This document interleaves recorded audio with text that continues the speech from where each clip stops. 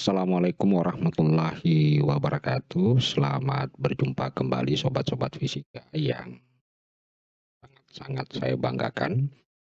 Kali ini kita akan melanjutkan pembahasan kita mengenai fisika statistik. Adapun statistik yang akan kita bahas pada kesempatan ini adalah statistik Fermi-Dirac dengan topik bagaimana menentukan persamaan fungsi distribusi Fermi-Dirac. Baik, sobat-sobat fisika yang saya sangat banggakan, maka pertama-tama hal yang penting untuk kita ketahui adalah mengenai karakteristik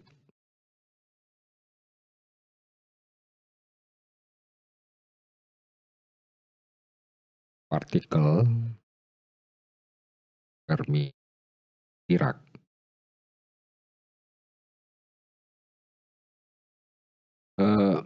Partikel Fermi-Dirac ini biasa disebut dengan fermion, jadi partikel fermion. Nah, karakteristik partikel fermion pertama, partikelnya adalah identik. Jadi sudah sering saya jelaskan bahwa identik itu memiliki bentuk ukuran sama. Kemudian partikel tersebut tak terbedakan. Artinya apa? Kalau di partikel Maxwell-Boltzmann kita bisa membedakan antara partikel A, partikel B, partikel C. Tetapi istilah partikel tak terbedakan itu artinya apa? Kita sulit membedakan antar satu partikel dengan partikel lainnya. Nah, salah satu contoh partikel fermion adalah elektron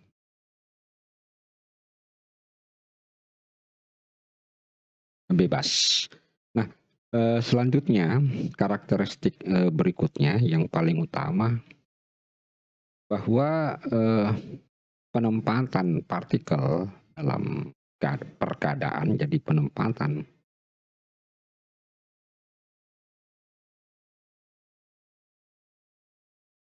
partikel dalam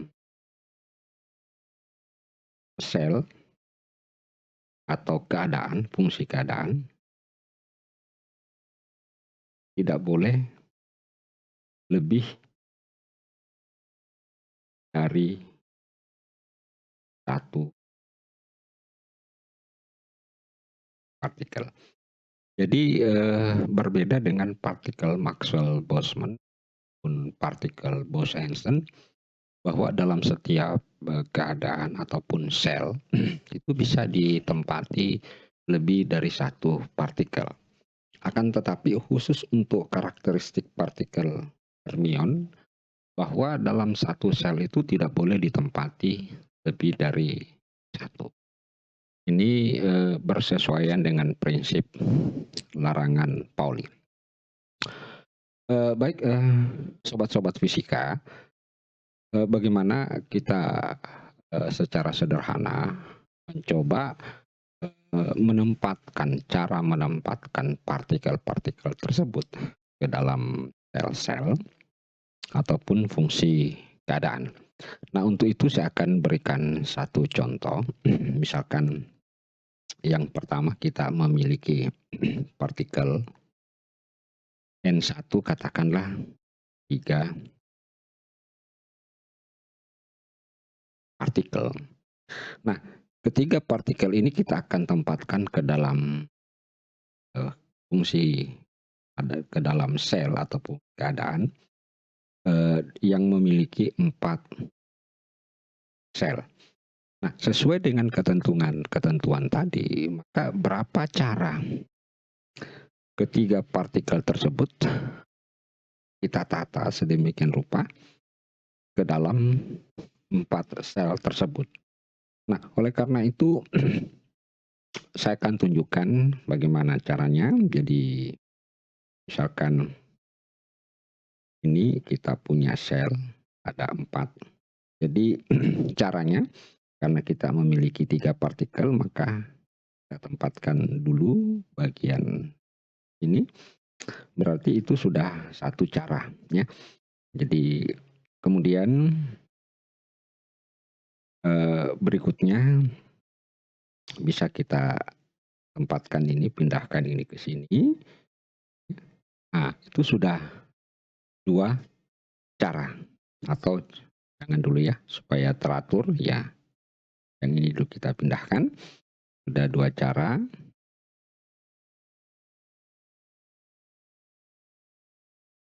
Kemudian yang ini kita pindahkan lagi, sudah tiga cara. Berikutnya kita pindahkan lagi.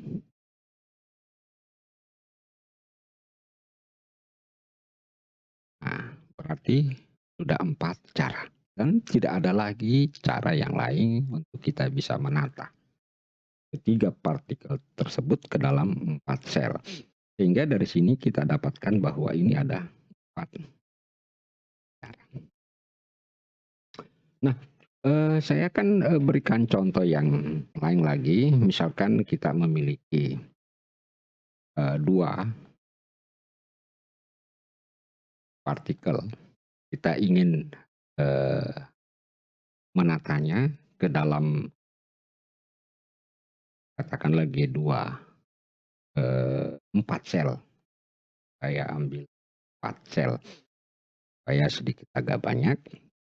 Nah, berapa cara yang diperlukan untuk menata kedua partikel tersebut ke dalam 2 sel? Maka bisa kita buat seperti berikut.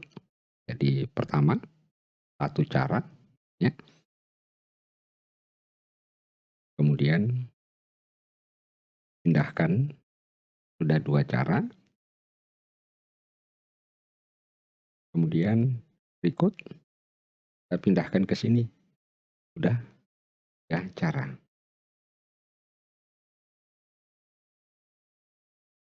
Kemudian ini yang satu kita pindahkan ke sini. Ya, 4 cara. Kita pindahkan ke sini. Ya. Jangan dulu ini. Apa? Sudah 5 cara. Kita pindahkan ini ke sini. 6 cara. Berarti ada 6 cara karena sudah tidak ada cara lagi yang bisa kita tata kedua partikel itu. Jadi maksimalnya yang kita bisa tata sebesar 6 cara. Nah, sekarang kita sudah mengetahui bagaimana cara menata partikel-partikel tersebut ke dalam sel. Nah, tentu kita menginginkan sebuah formulasi yang berlaku secara umum. Nah, kelihatannya bahwa untuk formulasi yang ini maka berlaku V kecil itu sama dengan G1 atau KGI ya, GI per NI kemudian GI dan faktorialnya ya. Nah, coba kita cek rumus ini ya untuk setiap keadaan yang pertama maupun yang kedua. Apa betul rumus ini sesuai dengan pengaturan-pengaturan cara tersebut? Nah, kita lihat di sini W, katakanlah W1. Ya. Berarti GI-nya, G1-nya sama dengan 4, berarti 4 faktorial. Kita bagi, jumlah partikelnya adalah 3 faktorial. Kemudian berikutnya kita lihat 4 kurang 1 faktorial ya, 4 kurang 1 faktorial. Sehingga kita dapatkan di sini 4 ya, 4 kurang 3 ini ya, 4 kurang 3. Jadi kita dapatkan 4 kali 3 faktorial per 3 faktorial, 4 kurang 3, 1 faktorial. Sehingga hasilnya adalah 4 cara.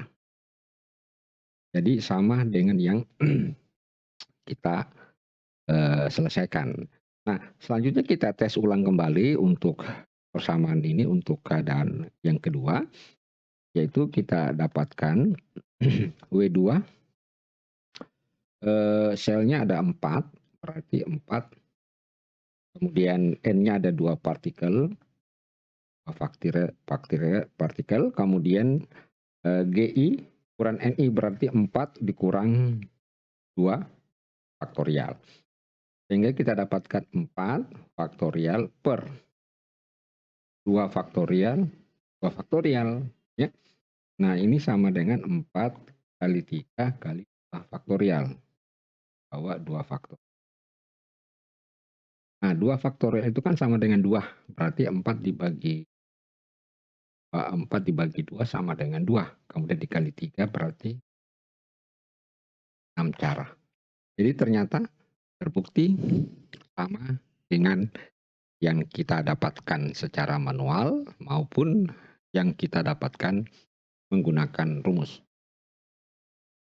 Jadi dengan demikian kita bisa tuliskan bahwa bagaimana kalau misalnya sistem-sistem 1, sistem 2, sistem 3, sistem 4 itu banyak.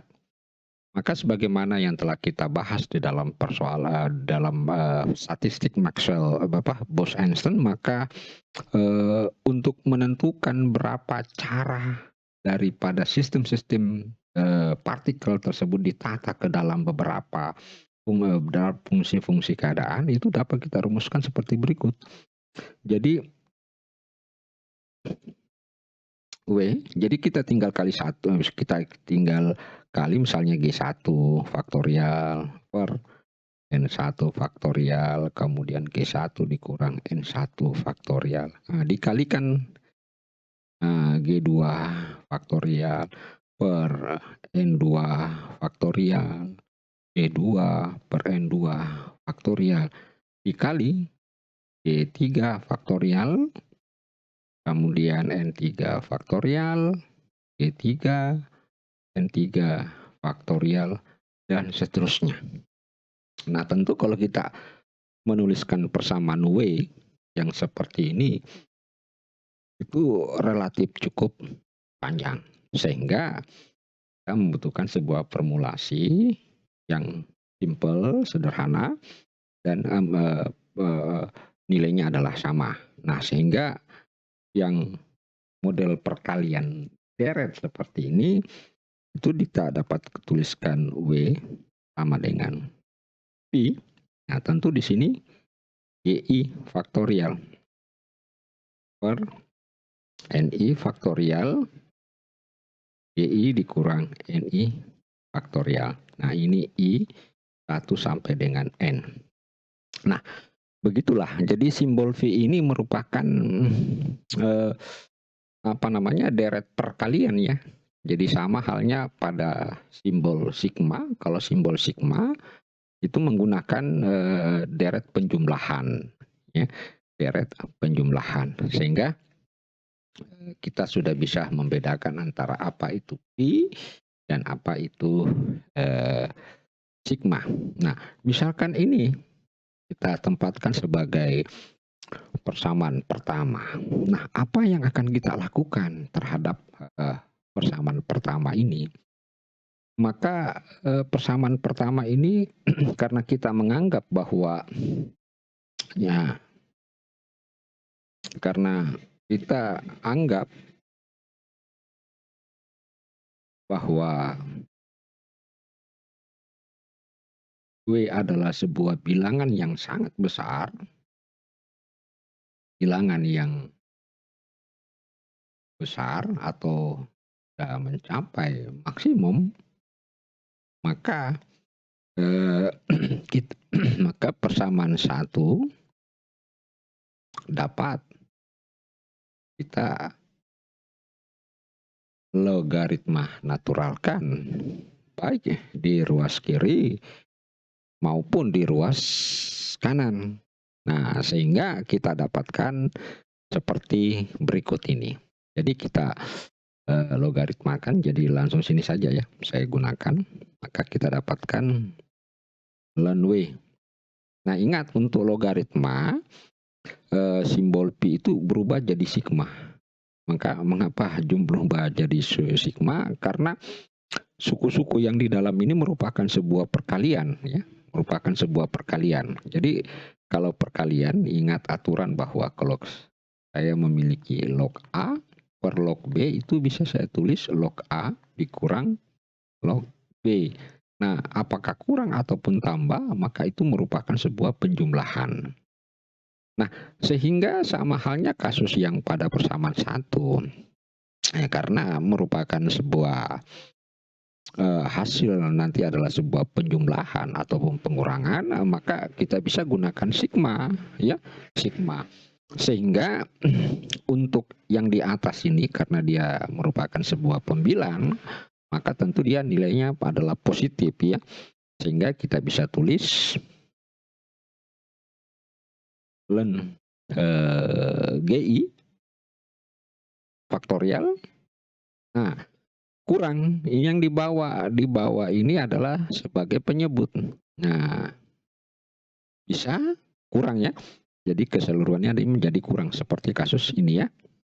Nah, sehingga kita dapatkan ln NI faktorial. Tetapi ini sendiri antara NI faktorial dengan GI merupakan perkalian, maka kita bisa tulis jumlah di sini ln GI dikurang NI faktorial dan kurung. Oke. Jadi itu yang kita lakukan. Nah, selanjutnya setelah kita dapatkan persamaan dua ini, ya, persamaan ini, maka langkah selanjutnya kita terapkan rumus Stirling, ya, rumus Stirling. Jadi masih ingat rumus Stirling? Sudah saya jelaskan juga. Nah, rumus Stirling. Jadi kalau kita memiliki ln n, di mana n sebuah bilangan yang besar, ln n faktorial, ya, kita dapatkan n ln n kurang n ditambah 1.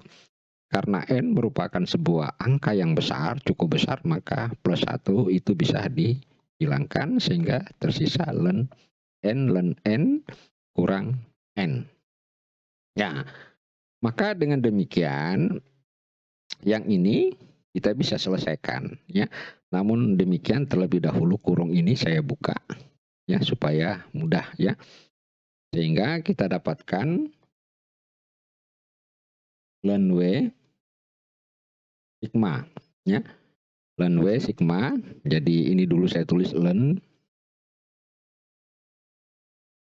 GI faktorial. Nah, ini baru buka kurung. Saya buka kurung, kurang ln NI faktorial, ya, kurang. Kemudian ini jadi kurang juga. Kurang ln GI dikurang NI faktorial. Maka masing-masing ini bisa kita terapkan rumus Stirling, ya. Kira-kira kalau kita selesaikan itu berarti ini sama dengan GI ln GI dikurang GI, ya. Ya, kurang GI, kemudian ini juga NI ln NI dikurang NI. Karena ini kurang berarti jadi tambah, ya. Nah, karena ini kurang maka ini jadi tambah. Oke. Kemudian berikutnya kurang GI dikurang NI. Nah, saya kurung dulu, ya. Sama dengan ln GI dikurang NI. Oke. Nah, kurang. Karena ini kurang, maka ini jadi tambah GI dikurang NI. Nah, ini ada di sini, sorry, ada sigma. Nah, ada sigmanya, ya. Nah, sekarang kita tinggal melakukan proses penyederhanaan sehingga kita dapatkan GI ln GI dikurang NI ln NI ditambah NI dikurang GI, kurung, saya kurung dulu NI, ya. Kemudian ln GI dikurang ini tambah GI dikurang I. Oke. Nah, ini bisa hilang ya, dengan NI bisa hilang. Sehingga yang tersisa itu adalah bagian GI len GI, kemudian kurang NI per NI len NI, kemudian min ya. GI kurang NI len GI. Jadi yang tersisa itu, sehingga kita dapatkan len W sama dengan sigma ya. Sigma, jadi kita tinggal tulis GI len GI dikurang NI len NI kurang GI dikurang NI. Ini saya kurung dulu. Kemudian len saya tulis GI dikurang. Oke. Jadi kita sudah dapatkan sebuah persamaan yang cukup sederhana. Nah, karena dari awal kita sudah mengasumsikan bahwa len W menyatakan sebuah peluang terbesar atau yang menyatakan sebuah peluang terbesar atau kita sebutnya sebagai bilangan besar, maksimum, bilangan yang maksimum, ya, maka tidak ada salahnya kalau saya diferensial. Ln W itu didiferensial ke NI, ya. Kita diferensial ya. Kita diferensial ke eh, ln DNI. Nah, jadi kalau saya diferensial ini ln W, ln W, kemudian kita diferensial juga yang di sebelah dalam fungsi DNI, ya. Kita fungsi DNI, ya. Maka ini 0. Gitu kan? Nah, itu sama dengan 0. Atau bisa saya tulis gini saja dulu, supaya bagus. Supaya mudah dimengerti. Jadi fungsi len W ini saya diferensial ke DNI, ya. Jadi sehingga ini sama dengan 0 karena dia konstan. Nah, kemudian ini kita turunkan karena 2 NI kali len NI itu kan sama dengan statusnya U kali V. Nah, jadi saya turunkan dulu yang ini sama dengan 1 ya. Karena DNI tinggal dikali len NI. Kemudian ditambah, diturunkan lagi len NI itu adalah seper NI kemudian dikali dengan NI. Oke. Sudah bisa dimengerti. Kemudian nah berikutnya ini lagi kita turunkan jadi sama statusnya UV. Saya turunkan dulu yang bagian ini. Turunannya itu adalah min 1. Iya, min 1.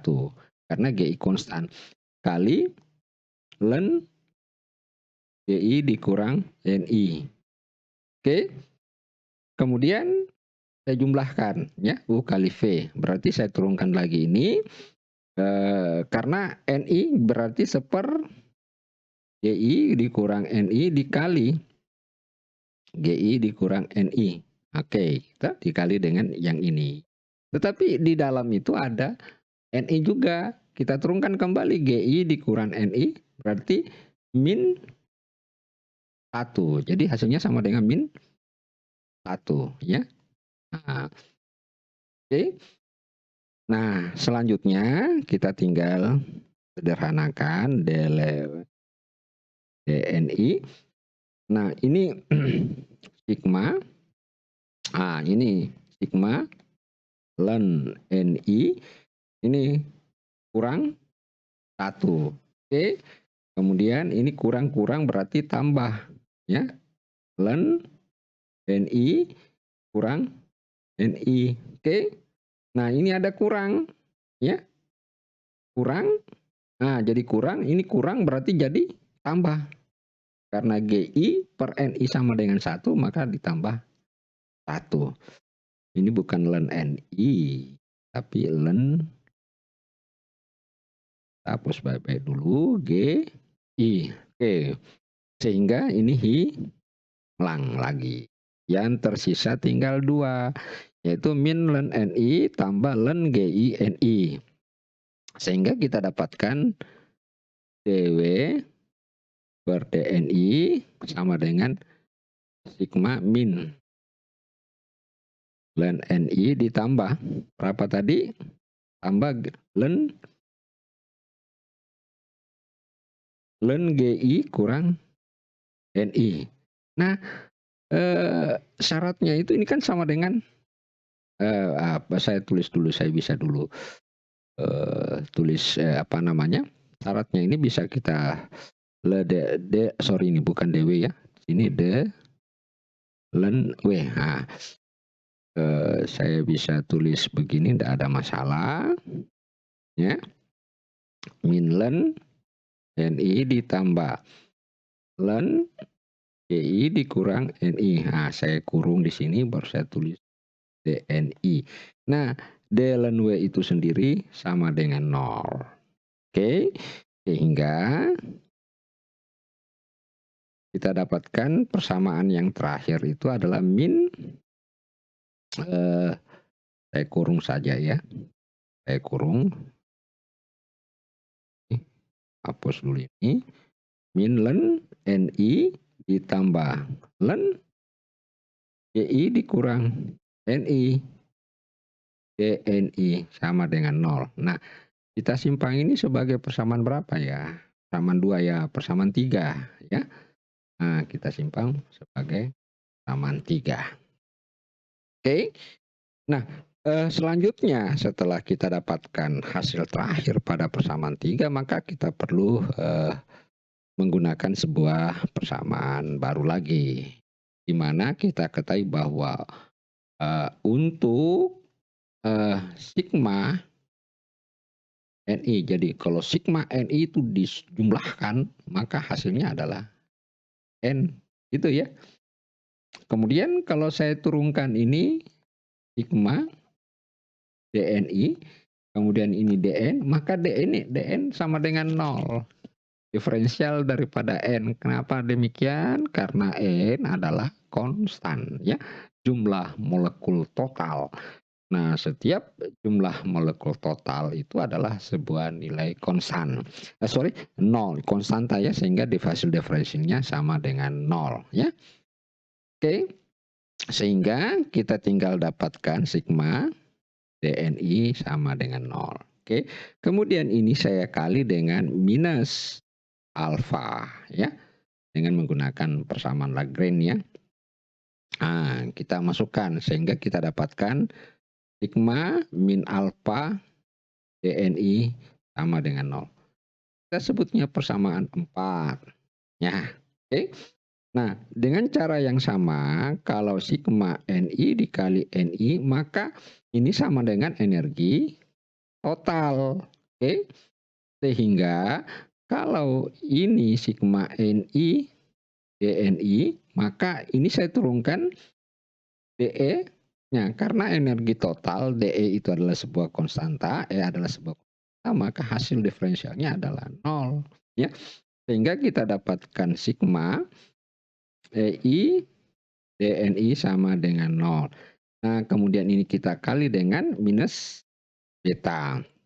Sehingga kita dapatkan sigma minus beta EI DNI sama dengan 0. Nah, ini adalah persamaan 5. Nah, kita sudah mulai menemukan akan mendapatkan rumusan fungsi distribusi Fermi-Dirac. Nah, apa yang kita lakukan? Maka yang persamaan 3 tadi ini ya, persamaan 3 tadi ini ada DNI-nya ya. Ya. Kemudian persamaan 4 juga ada DNI-nya ya. Kemudian persamaan 5 ada juga DNI-nya. Itu kita jumlahkan secara keseluruhan. Jadi kita jumlahkan. Jadi yang ini kita jumlahkan dengan yang persamaan 4, persamaan 5. Jadi kalau kita jumlahkan seperti ini gambarannya ya. Minus len NI tambah len GI dikurang NI. Ya. Nah, ini ada DNI sama dengan 0. Betul tidak? Tambah ya. Saya lihat dulu. Oke, betul persamaan 3. Kemudian persamaan 4 kita dapatkan minus alfa ya. DNI juga sama dengan 0. Kemudian yang persamaan 5 tadi kita dapat beta EI DNI juga sama dengan 0. Nah, ini kita jumlahkan semua ya. Sehingga kita akan dapatkan min ln NI ditambah ln GI dikurang NI ya. DNI-nya ya. DNI-nya enggak apa-apa ya. Saya tulis ini. Kemudian kurang alfa DNI kurang beta EI DNI sama dengan 0. Oke. Nah, karena di ruas kanan adalah 0, maka sigma maupun DNI bisa kita hilangkan ya. Kita bisa hilangkan. Artinya kita keluarkan ini DNI ya, karena 0 berarti hilang DNI-nya. Sigmanya juga secara tidak langsung bisa hilang. Sehingga yang kita akan dapatkan dari hasil penjumlahan itu penyederhananya adalah kita tinggal mencoba menyederhanakan persamaan tadi dengan dengan meniadakan unsur DNI-nya maupun dengan unsur sigmanya. Sehingga hasilnya akan kita dapatkan seperti berikut ini. Min ln NI ditambah ln GI dikurang NI ditambah, saya tulis saja gini, beta EI sama dengan 0. Berarti sudah hilang sigma dan DNI-nya. Nah, selanjutnya apa yang akan kita lakukan terhadap persamaan ini? Yang akan kita lakukan tinggal kita mencoba mengoperasikannya ya. Tentu pertama kita kita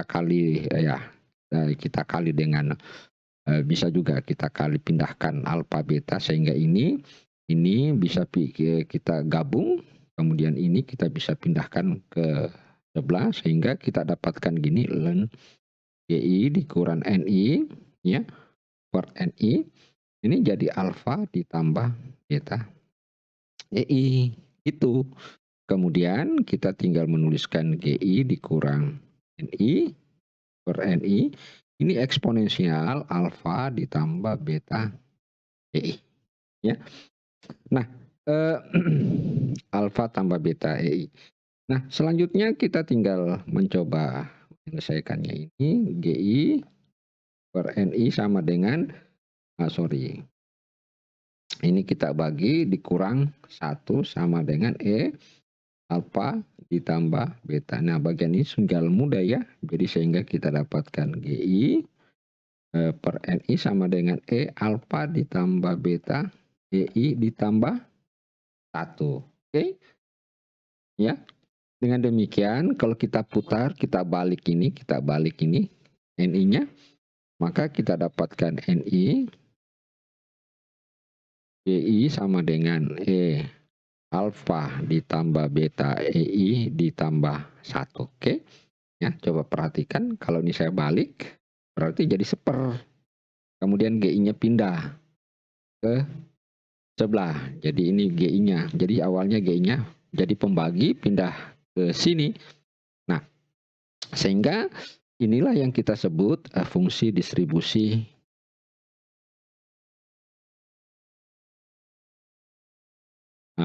Fermi. Nah, dalam beberapa kasus biasanya NI kalau misalkan E alfa itu kita ganti dengan A, kemudian beta itu kita ganti dengan per KT, maka kita dapatkan EI per KT ditambah 1. Nah, biasanya EI itu dalam Fermi Dirac adalah EE dikurang EF ya, dikurang EF sehingga bisa saja menjadi GI A eksponensial E dikurang EF dalam kurung per KT ditambah 1. Nah, fungsi Fermi-Dirac, statistik Fermi-Dirac itu biasa dinyatakan sebagai seper E dikurang EF per KT ditambah 1. Oke, jadi inilah fungsi distribusi Fermi-Dirac yang telah kita turunkan, yang telah kita jabarkan bersama fungsi statistiknya. Nah, baik sobat-sobat fisika yang saya sangat banggakan, mudah-mudahan apa yang saya sampaikan ini dapat dimengerti, dapat difahami, dan yang terpenting semoga penjelasan ini memberikan keberkahan ilmu bagi kita semua. Mohon maaf atas segala kekurangannya dan saya akhiri sekian. Wassalamualaikum warahmatullahi wabarakatuh.